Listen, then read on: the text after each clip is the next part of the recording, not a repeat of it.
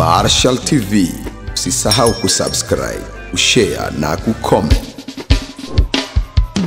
Pia bonyeza alama ya kengele ili kupata update zetu kila siku. Karibu.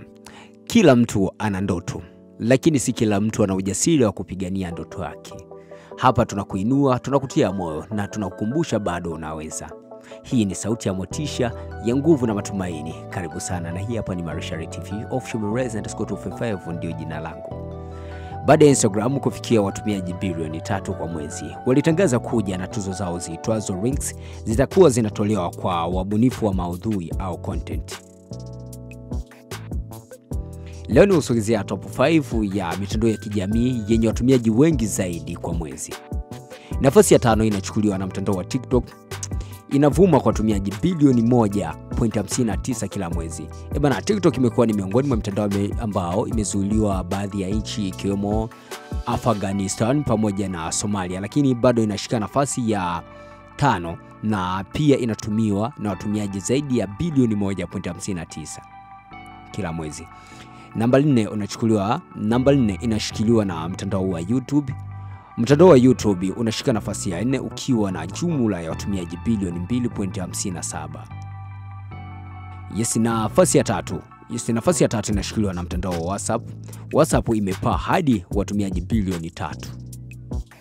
Namba 2 inachukuliwa na mtandao wa Instagram, umefika kileleni mwa watumiaji bilioni 3 na wenyewe.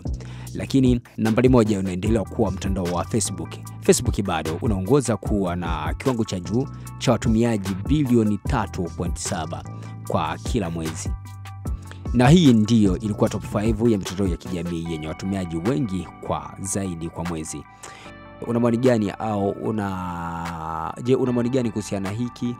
Na unahisi ni mtandao gani ambao ulitamani uwepo kwenye hii list ya top 5 lakini haijawekwa humo? Ni mtandao gani ambao ulitamani kwamba ungekuwemo kwenye hiyo list ya top 5 lakini mtandao huo haujaweza kuona? Tumekuachia uwanja wa comment. _255 ndio jina langu, bila kusahau hapa ni Marshal TV.